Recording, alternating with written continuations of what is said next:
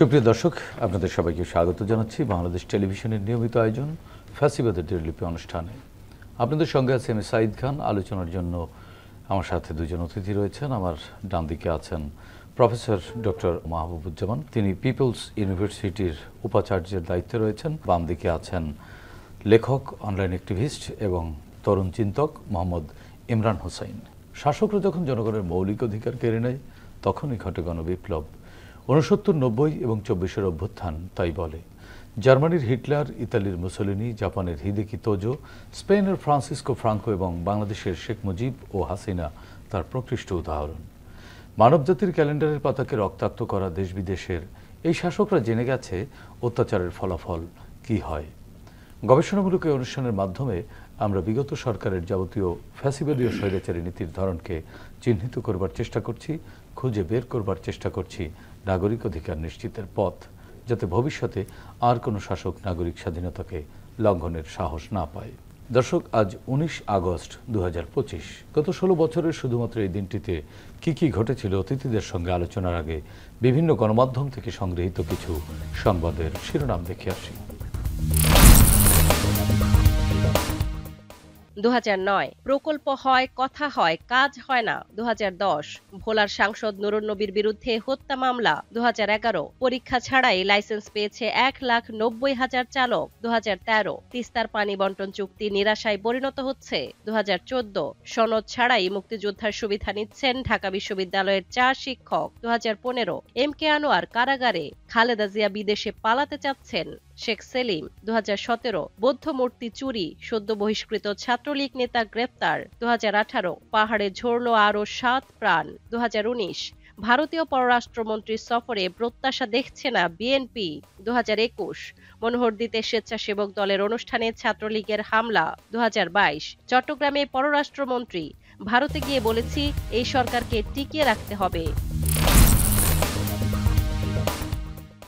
দর্শক, আমরা দেখে নিলাম গত 16 বছর ধরে ফ্যাসিস্ট শেখ হাসিনা সরকার কিভাবে রাষ্ট্রীয় প্রতিষ্ঠানগুলোকে সাধারণ মানুষের মুখোমুখি দাঁড় করিয়ে মানুষের মৌলিক মানবিক অধিকার কেড়ে নিয়েছিল। এসব বিষয় নিয়ে আলোচনা শুনবো অতিথিদের মুখ থেকে। শুরুতেই যাচ্ছি ডক্টর মাহবুবুজ্জামান, আপনার কাছ থেকে একটু আলোচনা শুনতে যাচ্ছি।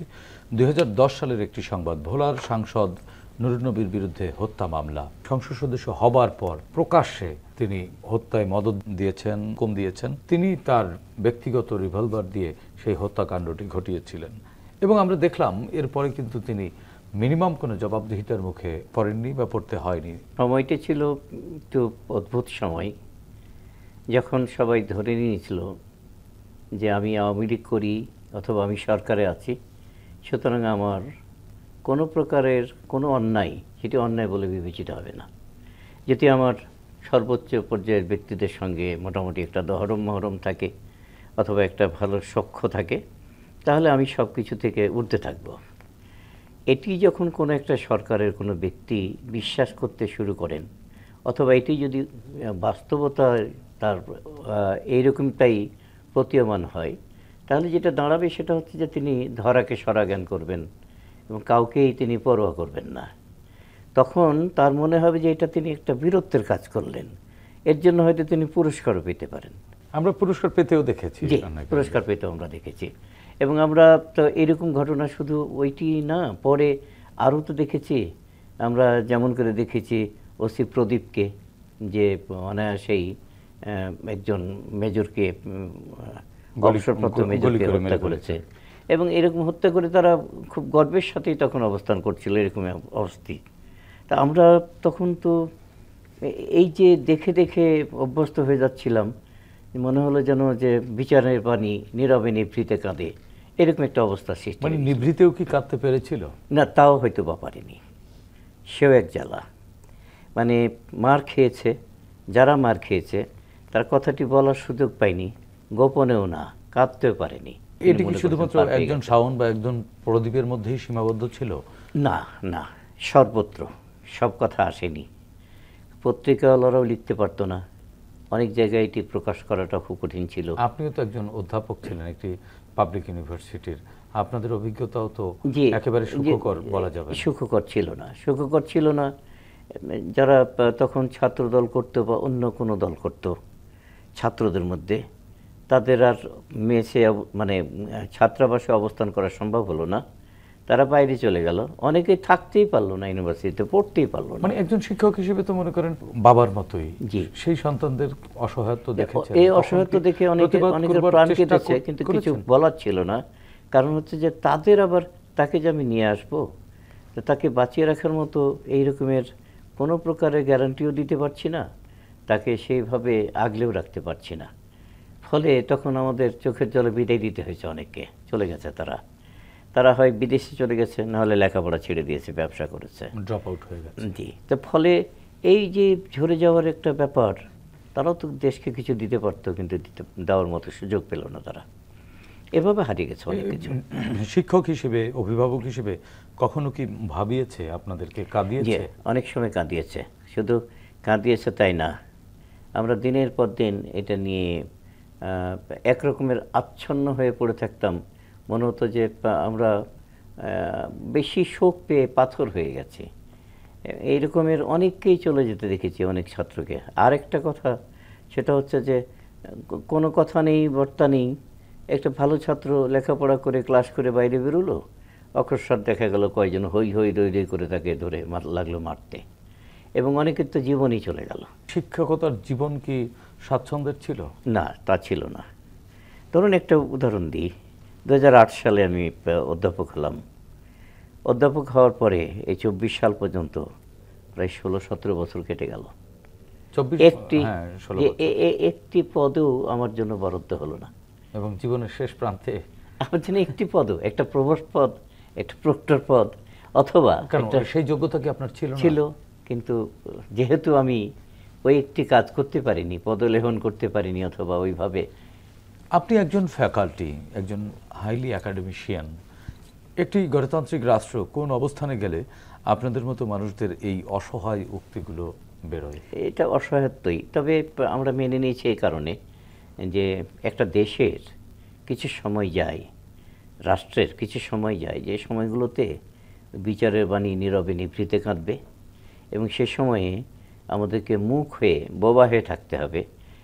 এই বিষয়টি অনেক সময় এসে যায়, এবং দেখা যায় যে তারপরে ওই ড্রেসলেস কিংয়ের মতো করে গল্প শোনাতে হয় যে আমি কথা বলতে পারছি না, আমার সন্তান কি বলো এটা শোনো। ব্যাপারটি এরকম দাঁড়িয়ে যায়। তাই সে এক সময় চলে গেছে, কথা না বলতে না বলতে বোবা হয়ে যাওয়ার মতো একটা অবস্থা আমাদের মধ্যে বিরাজমান ছিল সবখানেই। একই বিষয়ে ইমরান, আপনার কাছ থেকে শুনতে চাচ্ছি, আপনি তো এই প্রজন্মের একজন চিন্তক, তার অভিজ্ঞতার কথা বলছিলেন, যে সময়টা তিনি পাড়ি দিয়ে এসেছেন, আপনি কি বলবেন? আমরা তো দেখেছি যে শিক্ষকদেরই নিরাপত্তা ছিল না, মানে শিক্ষকরা ছাত্রদেরকে নিরাপত্তা দিবেন। ছাত্র নিরাপদ না, শিক্ষকও নিরাপদ না, তাহলে শিক্ষা কোথায় ছিল? শিক্ষা তো আসলে ছিল না। আমরা একটা গত প্রায় 16 বছরে একটা আমাদের যে মেরুদণ্ড, জাতি গঠনের যে মেরুদণ্ড, আমরা শিক্ষাকেই বলি, তো সেই শিক্ষা ব্যবস্থাটাকেই তো ধ্বংস করে দেওয়া হয়েছে। যেমন আমরা দেখি ঢাকা বিশ্ববিদ্যালয়ের শিক্ষক মাহবুবুল্লাহ সাহেবকে কীভাবে অপমান অপদস্থ করা হয়েছে। সো আসলে স্যারের সাথে আমি একমত যে আসলে ওনাদের ব্যক্তিগত নিরাপত্তাই ছিল না। সো আর ছাত্রদের বা অন্যদের নিরাপত্তার প্রশ্ন তো আসেই না। আর ওই খুনের কথা যেটা আসলো, যে আমরা দেখেছি যে মেজর জেনারেল জিয়াউল হাসান, আপনি যদি দেখেন যে একাই খুনের সাথে জড়িত। আপনি রাষ্ট্রের অবস্থা চিন্তা করেন। আমরা আপনার টক শোতে দেখেছিলাম শাহজাহান খান ব্যারিস্টার রফিকুল ইসলামের চোখ তুলে নেওয়ার কথা বলেছিলাম। এই ধরনের প্রকাশ্য দিবালোকে যে রাষ্ট্রের সন্ত্রাস রাষ্ট্রীয়ভাবে করা হয়েছে এবং রাষ্ট্রের শীর্ষ পর্যায় থেকে, এটা তো ফ্যাসিবাদী ছিল। এই জন্যই সো আলটিমেটলি এইখানে আসলে রাষ্ট্রের মানুষের প্রথম মৌলিক চাহিদা কি, মৌলিক দাবিটা কি, সেটা হচ্ছে আসলে নিরাপত্তা। এখন অন্ন, বস্ত্র, বাসস্থান তারপরের বিষয়। মানুষ যদি নিরাপদই না থাকে তাহলে তো আসলে সেইখানে তার অন্য কোনো অধিকারের প্রশ্ন আসে না। সো সেখানে আমাদের রাষ্ট্রের কোনো নাগরিকেরই নিরাপত্তা ছিল না। সে আপনি যদি দেখেন যে সাবেক প্রধানমন্ত্রী বেগম খালেদা জিয়া, তারই যে মৌলিক মানবাধিকার সেটাই এ রাষ্ট্র নিশ্চিত করতে পারে নাই। তিনি কিন্তু একজন মুক্তিযোদ্ধা, মুক্তিযোদ্ধা, সাবেক মুক্তিযোদ্ধা, সেক্টর কমান্ডার, স্বাধীনতার ঘোষকের স্ত্রী, তিনি প্রধানমন্ত্রী এবং একটু বড় দলের নেতৃত্বে উনি ছিলেন এবং এখনো আছেন। তো তিনি তার যে মৌলিক অধিকার এই রাষ্ট্রে গত 16 বছরে সেটা রাষ্ট্র নিশ্চিত করতে পারে নাই। তো আমরা যারা জনসাধারণ, জনতা, আমরা যারা সাধারণ মানুষ, আমাদের বিষয়টা তো আসলে আলোচনাই আসে না। সো এরকম একটা কঠিন সময় রাষ্ট্র পার করেছে। এটা আমাদের জন্য একটা লেসন, একটা শিক্ষা হয়েছে।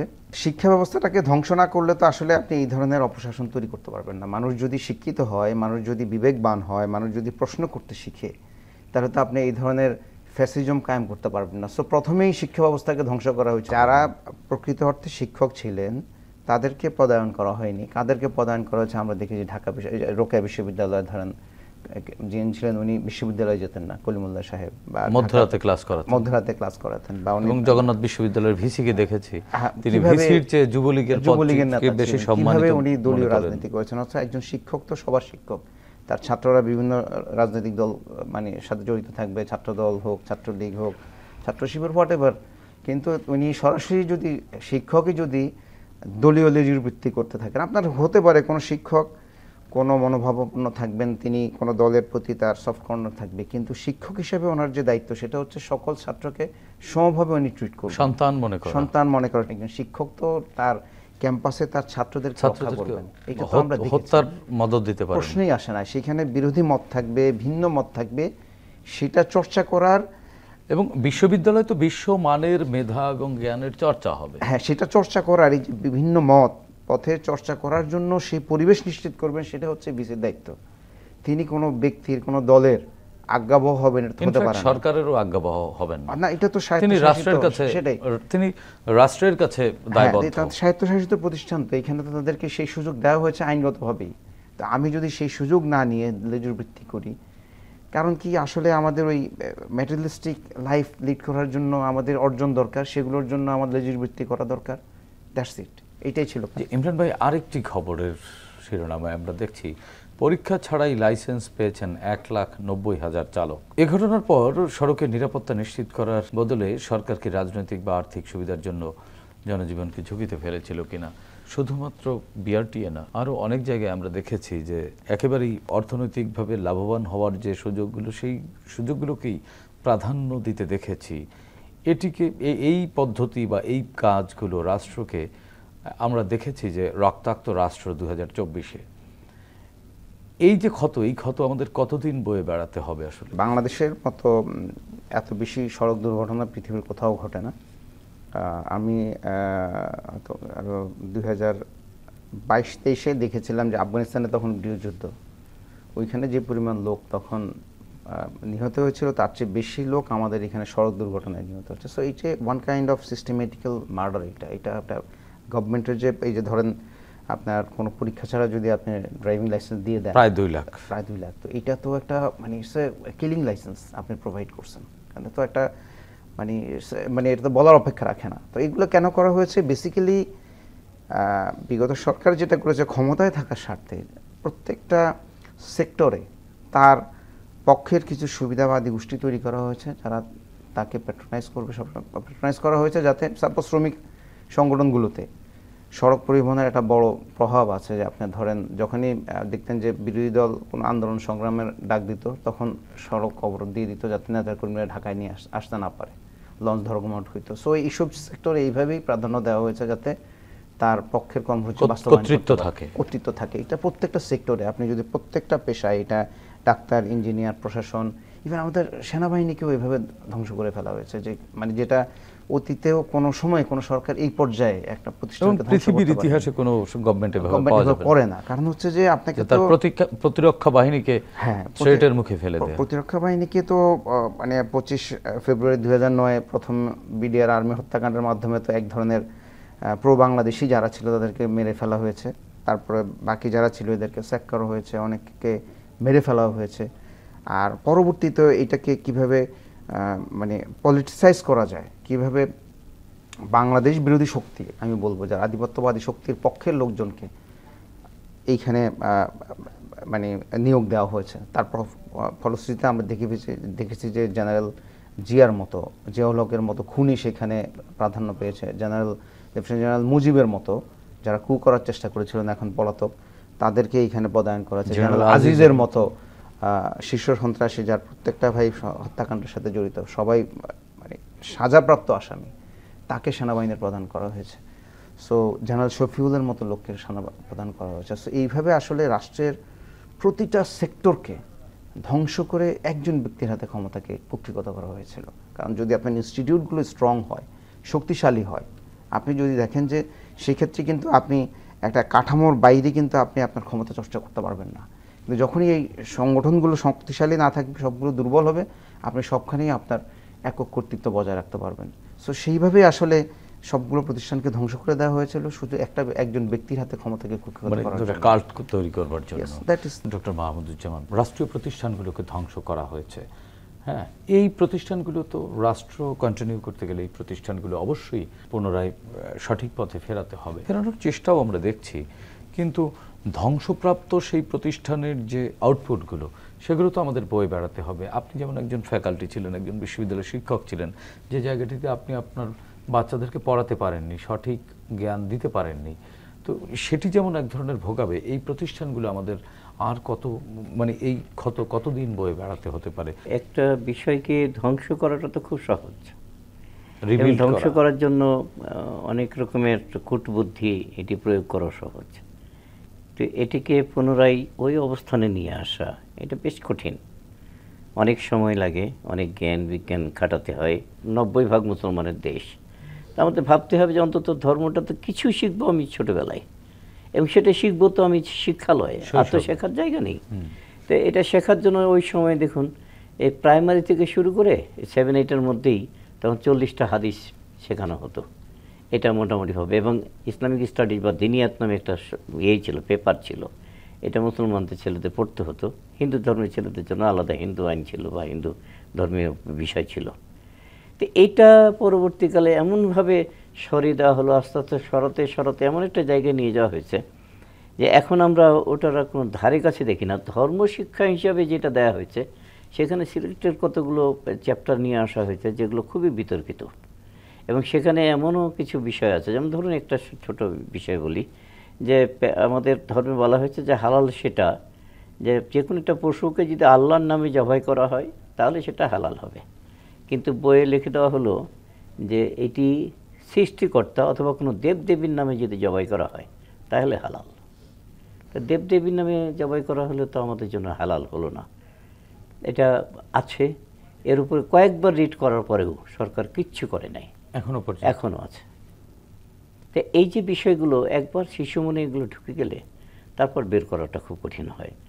আর এই ছোটবেলাতে যেটাকে আমরা সোশ্যালাইজেশন যেটা বলি, সামাজিকীকরণ, এটা কিন্তু খুব ছোট অবস্থা হয়, মানে এবং 7 থেকে 12-র মধ্যে একই অবস্থা তো আমাদের রাষ্ট্রীয় প্রতিষ্ঠানগুলোর ক্ষেত্রেও। এবং যেমন ধরুন বিভিন্ন প্রতিষ্ঠান, সবই তো প্রতিষ্ঠান, আমাদের ইলেকশন একটা প্রতিষ্ঠান, নির্বাচন, তারপর ধরুন আমাদের যে এই যে নিয়োগ প্রদান করা হয় সেটা একটা প্রতিষ্ঠান, সেখানে প্রশ্ন করা হতো, ভাইভাতে প্রশ্ন করা হতো, ওই অসমাপ্ত আত্মজীবনী সেটা শেখ মুজিবের হতে হবে, শেখ মুজিবের ডায়েরি থেকে শুরু করে সব কিছু, ওখান থেকে কিছু প্রশ্ন আসবে, যারা পারবে তারাই কেবলমাত্র টিকতে পারবে, এর বাইরে আর কেউ ক্যাডার সার্ভিসে টিকতে পারবে, মানে জ্ঞানের সমুদ্র পুরোটাই ওই দিকে যে চলে গেল। একটা জায়গায় এমনভাবে পুঞ্জীভূত করা হলো যে ওইখান থেকে আপনি না পড়লে আর যেতে পারবেন না, উঠতে পারবেন না। তো এইভাবে যখন ঠেলে দেওয়া হয়, তারপর ধরুন প্রত্যেকটা ইউনিভার্সিটিতে বাধ্যতামূলক, ইউনিভার্সিটি কলেজ সবগুলোতে ডিগ্রি লেভেলের ক্লাসে বাধ্যতামূলক করা হয়েছে যে মুক্তিযুদ্ধ এবং ওই সময়ের স্বাধীনতা যুদ্ধ, মুক্তিযুদ্ধ এবং বাংলাদেশের অভ্যুদয়, এটার উপরে একটা পেপার দেওয়া হলো। এই পেপারটা 100 মার্কে সবাইকে পড়তে হবে। ওখানে মেইন বিষয়টা কি, 7ই মার্চের ভাষণ। তার মানে হচ্ছে ঘুরে ফিরে আমাদেরকে নিয়ে যেতে হবে ওই জায়গাটায় যেখানে একটা ভাষণ তিনি দিয়েছিলেন, শেখ মুজিব দিয়েছিলেন, যেটাতে তিনি বলেছেন যে এবারের সংগ্রাম মুক্তির সংগ্রাম, এবারের সংগ্রাম স্বাধীনতার সংগ্রাম। এটা দিয়ে বুঝিয়ে দিলেন যে সমস্ত যুদ্ধটা তিনি স্টার্ট করেছেন। এখানে আর কারোর কোনো কৃতিত্ব থাকতে পারে অথবা কারো কোনো সহযোগিতা থাকতে পারে, বিন্দুমাত্র তার কোনো সুযোগ থাকলো না সেখানে। তো এইভাবে ওটা পড়ানো হয়েছে। আরও বিষয় ছিল যে ওই ইউনিভার্সিটিতে যিনি কোনো না কোনোভাবে আওয়ামী লীগের শিক্ষা বা শিক্ষক সমাজের মধ্যে আছেন, তাকে খুঁজে নিয়ে এসে তাকে দিয়ে পড়ানো হবে। এটা অন্য কাউকে দিয়ে নিরপেক্ষভাবে পড়ানোর কোনো সুযোগ নেই। ফলে অন্য শিক্ষক পড়াতেন, তাদের সরিয়ে দিয়ে ওখানে একেবারে পুরোপুরি আওয়ামী পর্যায়ের একজন শিক্ষক নিয়ে আসা হয়েছে। তা যদি ওই ইউনিভার্সিটিতে না থাকে, তাহলে শহর থেকে আরেকজনকে নিয়ে এসে এটা পড়ানো হয়েছে, যাতে করে ওখানে সমস্ত সময়টা গুণগান করা হয় এবং ওই 100 মার্কের মধ্যে সমস্তটাই শেখ পরিবার এবং ওই শেখ সাহেবের সমস্ত কিছু, তার জীবনী, তার কর্ম, এগুলো নিয়ে থাকতে হবে। এই বাধ্যতামূলক করার ফলে বাংলাদেশে প্রতি বছরে ধরুন দেয়ার অ্যাবাউট আমরা প্রায় 8 থেকে 9 লক্ষ শিশুকে, মানে শিশু না, তখন তারা তরুণ বা যুবককে তাদের পড়াচ্ছি ডিগ্রি লেভেলে এবং তাদের অনার্স লেভেলে। এই সবার মধ্যে ওই বিষয়গুলো ঢুকিয়ে দেওয়া হচ্ছে। বের করা বড় কঠিন। তাদের হয়তো এমনটা দাঁড়িয়ে যাবে যে আমরা এই যে আমরা খাচ্ছি, পড়ছি, সব কিছুরই এসছে একজনের কাছ থেকে, শেখ মুজিবের কাছ থেকে। এবং এখানে আর কোনো প্রকারের তার কোনো ভুল থাকতে পারে, এই বিষয়টিই থাকলো না। দেবতার পর্যায়ে পৌঁছে দেওয়া হলো একজন ব্যক্তিকে, সেখান থেকে তার পর্যালোচনা করার কোনো সুযোগ নেই, কারণ ভুল ছিল কিনা তার জীবনে কোনো। এটি যখন একজন ব্যক্তিকে ভুলের ঊর্ধ্বে উঠিয়ে দেওয়া হয়, তখন সেটা দেবতার মতো, মানে পুজোর ফ্যাসিবাদ হচ্ছে উল্টা, যে আপনি সবাইকে কোনো না কোনোভাবে বশীভূত করুন, টাকা দিয়ে করুন, না হলে আপনি কোনো তত্ত্ব দিয়ে করুন, অথবা তাকে আপনার অন্যায় সুযোগ দিয়ে করুন। এইসব দিয়ে তাকে কোনো না কোনো বশীভূত করুন, সে আপনাকে সবসময় মেনে চলবে এবং অন্যায় আপনি হাজারো করলেও সে সেটাকে ন্যায় বলে প্রচার করবে। এবং সেটাই ছিল ফ্যাসিবাদ, এবং সেই কাজটি 16 বছরে করা হয়েছে। ইমরান হোসেন, 2016 সালে খালেদা জিয়া বিদেশে পালাতে চাচ্ছেন, এটি শেখ সেলিম, শেখ হাসিনার ফুফাতো ভাই, তিনি বলেছিলেন। শেখ হাসিনার আমলে বিভিন্ন নেতাকর্মীরা নানান সময় বিরোধী দলের বিরুদ্ধে নানা মিথ্যা ন্যারেটিভ দিত, যা বাস্তবতার সাথে মিনিমাম কোনো সম্পর্ক ছিল না। এই যে পালাতে পারেন একজন অসুস্থ সাবেক প্রধানমন্ত্রী, হ্যাঁ, তিনি অবশ্য বিদেশে গিয়েছিলেনও, কিন্তু ওই সময় আবার ফিরেও আসছেন, কিন্তু নির্ধারিত সময়ের কয়েকদিন আগেও এসেছেন ওইবার। তো এই যে এক ধরনের ন্যারেটিভ বিল্ডার, রাজনীতিকদের যে চরিত্র হনন, এই সংস্কৃতি কি রাজনীতিকে আসলে নষ্ট করে খাদের কিনারায় বা একেবারে নষ্ট করে ফেলেছিল কিনা বা ফেলেছে কিনা? আসলে গত 16 বছর এই চর্চা হয়েছে, যদিও রাজনীতিতে পক্ষ বিপক্ষে আমরা বিভিন্ন ধরনের মন্তব্য করি, কিন্তু সেটা একটা মাত্রা বজায় ছিল। কিন্তু গত 16 বছরে যেটা হয়েছে, যে আমরা যদি দেখি যে 1/11 পরবর্তীতে খালেদা জিয়াকে তার বাড়ি থেকে উচ্ছেদের সময় যেসব কার্যক্রম করা হয়েছে, সেটা ছিল খুবই ন্যাক্কারজনক। কিন্তু আমরা পরবর্তীতে জানি যে আসলে এগুলো সব মিথ্যা ছিল। বেগম খালেদা জিয়া যদি দেশ থেকে পালিয়ে যাওয়ার ইচ্ছা থাকতো, সেই ক্ষেত্রে 1/11 সরকারই চেষ্টা করেছিল তাকে সে সুযোগ দেওয়ার জন্য, বরং শেখ হাসিনা চলে গিয়েছিলেন। বেগম খালেদা জিয়াকে চেষ্টা করেও ব্যর্থ হওয়ার পরে 1/11-এর টোটাল যে পরিকল্পনা ছিল ওই সরকারের, সেটাই ব্যর্থতায় পর্যবসিত হয়েছিল এবং শেখ হাসিনাও ফেরত এসেছিলেন। 17 সালে উনি লন্ডন গিয়েছেন, উনি জানেন যে আসার পর ওনার সাজা হবে, আমরাও জানতাম, এবং উনি কিন্তু সেই ভয়ে দেশে ফেরত, মানে এবং আমরা দেখেছি যে ওনার জেল যাত্রা দেখেছি, উনি কিন্তু একেবারে প্রস্তুতি নিয়েই জেলের উদ্দেশ্যে গিয়েছিলেন, যে ওনাকে আজকে জেলে দিয়ে দিবে। বেগম খালেদা জিয়ার যেভাবে চরিত্র হরণ করা হয়েছে, জিয়াউর রহমানের যেভাবে করা হয়েছে, তারেক রহমানের যেভাবে করা হয়েছে, বা অন্যান্য রাজনৈতিক দল যারা প্রতিপক্ষ ছিল তাদেরকেও করা হয়েছে, এবং জুডিশিয়াল কিলিংও আমরা দেখেছি চরিত্র হরণের সর্বোচ্চ পর্যায়ে। যে হয়তো যেমন দেলোয়ার হোসেন সাইদি, উনি রাজাকার ছিলেন না, বা সালাউদ্দিন কাদের চৌধুরী, ওনাদেরকে রাজাকার বানিয়ে ফাঁসিয়ে দিয়ে দেওয়া হয়েছে। সো আলটিমেটলি এগুলো তো করা হয়েছে, কিন্তু এটার আসলে শেষ পরিণতি যেটা হয়, মানুষ তো সত্যটা একসময় ধারণ করে। যেমন স্যার যেটা বললেন যে গত 16 বছরে যেভাবে শেখ মুজিবকে পড়ানো হয়েছে, কিন্তু 24-এ তো আমরা দেখলাম যে এই ছাত্র জনতার রক্তভূমি হয়ে গেল। হ্যাঁ, সেই ছাত্র জনতার নেতৃত্বেই কিন্তু আলটিমেটলি আপনি মিথ্যা আসলে দিন শেষে ধ্বংস হবেই, সত্য কিন্তু জয় সেই হবেই। চরিত্র হননের সংস্কৃতি থেকে কি আমরা বেরোতে পেরেছি? 24-এর অভ্যুত্থানকে আমাদেরকে বের করতে পেরেছে? তবে কিছু গুণগত পরিবর্তন হয়েছে, আরো এক্সপেকটেশন আমাদের যেরকম ছিল, আমাদের যে ধরনের লেসন বা শিক্ষা হওয়া উচিত ছিল, আমার মনে হচ্ছে সে জায়গায় একটু ঘাটতি আছে। So, আমাদের রাজনীতিবিদদের, আমাদের সকলকে আসলে এই বিষয়ে আরো কাজ করা উচিত। আমরা দেখেছি যে এখনো গত 1 বছরে কিছু হচ্ছে, তো সেটা থেকে বেরিয়ে আসা উচিত। কারণ আমরা এবং সাম্প্রতিক সময়ে ইমরান ভাই, আপনি নিশ্চয়ই দেখেছেন যে এআই ব্যবহার করে সামাজিক যোগাযোগ মাধ্যমে এই ট্রেন্ডটা কিন্তু প্রকটভাবে বেড়ে গেছে। প্রকটভাবে, হ্যাঁ। যেমন মনে করেন এখন আমাদের মত প্রকাশের স্বাধীনতা আছে, আমরা স্বাধীনতাকে শালীনতার বজায় রাখি না স্বাধীনতা চর্চা করতে গিয়ে অধিকাংশ ক্ষেত্রে। এই জায়গাটি তো আমাদেরকে নতুন করে ভাবায় কিনা? নিঃসন্দেহে আসলে প্রযুক্তি গত উৎকর্ষের কারণে আমাদের যে সব সুবিধা পাচ্ছে, আবার অসুবিধা হচ্ছে এটা, যে এটার নেগেটিভ ব্যবহার করলে অনেক বাজেভাবে ব্যবহার করা যায়। এটাই বিশেষ করে লাস্ট 1 ইয়ারে এআই যে টেকনোলজিক্যাল অ্যাডভান্সমেন্টের কারণে মানে সাধারণ আমরা যারা একটু সচেতন, আমাদেরই মাঝে মাঝে বুঝতে একটু সমস্যা হয়ে যায়, কিন্তু গ্রামের মানুষ, প্রান্তিক মানুষ, তারা তো আসলে চরমভাবে বিভ্রান্ত হয়। এবং পতিত ফ্যাসিস্টরা কিন্তু এই সুযোগটা ব্যবহার তারা নিয়েছে। তবে আমরা দেখেছি তখন এআই এতটা মানে উৎকর্ষ সাধিত হয়নি, না হলে কিন্তু গত 1 বছরে পালিয়ে যাবার পরেও কিন্তু তারা এই সুযোগটা এখন এটা করছে, ব্যাপকভাবে করছে, এবং তারা তো অনেক সংঘবদ্ধ, তাদের কাছে প্রচুর লোকবল আছে, অর্থ আছে, তাদেরকে শেল্টার দেওয়ার মতো একটা আধিপত্যবাদী শক্তিও আছে। সো এটা আমাদেরকে ইভেন আমরা যেটা করা উচিত আসলে, জুলাইয়ের যে ঐক্যটা ছিল, এইখানেও আমরা এই ধরনের মিক্স আপ দেখতে পাচ্ছি যে একটা অপব্যবহার করা হচ্ছে, যেটা আসলে ঠিক না। কারণ হচ্ছে যে আসলে দোষ ত্রুটি মিলেই তো মানুষ, রাজনৈতিক দল তো মানুষই রিপ্রেজেন্ট করে। সো আলটিমেটলি সব দলের মধ্যেই সেই ক্যারেক্টারিস্টিক্স আছে, কিন্তু আমরা সেটাকে যাতে অবশ্যই একটা মানে কি বলে গঠনমূলক সমালোচনার বাইরে যাতে ব্যক্তিগতভাবে আক্রমণ করা, যেটা মিথ্যা কিছু প্রপাগান্ডা ছড়ানো, কারণ এটা কিন্তু মানুষকে চরমভাবে বিভ্রান্ত করে। কারণ গ্রামের মানুষ তো এটা বুঝতে পারে না যে আসলে কোনটা সঠিক কোনটা ভুল, কিন্তু এটা প্রচার চলতেই থাকে। সো আলটিমেটলি এইটা করা আসলে আমরা হয়তো সাময়িকভাবে মনে করতেছি যে আমি ব্যক্তিগতভাবে বা দলীয়ভাবে লাভবান হব, কিন্তু দীর্ঘমেয়াদী কিন্তু এটা দেশের জন্য ক্ষতি হচ্ছে, কারণ এই ঐক্য বজায় রাখা জরুরি। এবং এটি কিন্তু আমাদের ঐক্যকে নষ্ট করে দিচ্ছে। এবং এটা খুবই গুরুত্বপূর্ণ বিষয় এই কারণে যে ধরেন আপনি জিওপলিটিক্যাল যে চ্যালেঞ্জ আমাদের সামনে আছে, এইটার জন্য আমাদের জাতীয় ঐক্য খুব জরুরি। এবং সেই ঐক্যের ক্ষেত্রে যেই পরাজিত শক্তি, ফ্যাসিবাদী শক্তিরও যারা ফলোয়ার, ক্রিমিনালস বাদে, অপরাধীরা বাদে, এদেরকেও আমাদের আসলে জাতীয় ঐক্যের মধ্যে নিয়ে আসতে হবে। এবং তাদেরকে কিন্তু আসলে এক ধরনের এইসব অপকর্মের ব্যাপারে খোঁজ খবরও রাষ্ট্রের নেওয়া উচিত। কারণ এখন রাষ্ট্র তো আসলে গত 1 বছরে আমরা যেটা দেখেছি, যে ধরেন পুলিশ বাহিনীকে আমরা এখনো প্রপারলি ফাংশনাল দেখতেছি না। আইন শৃঙ্খলা পরিস্থিতি র্যাডিক্যালি ডেভেলপ করার জন্য আরো অনেক পদক্ষেপ নেওয়া যেতে পারতো, কিন্তু কেন সরকার করে নাই বা পারে নাই, সেটা আসলে একটা প্রশ্ন।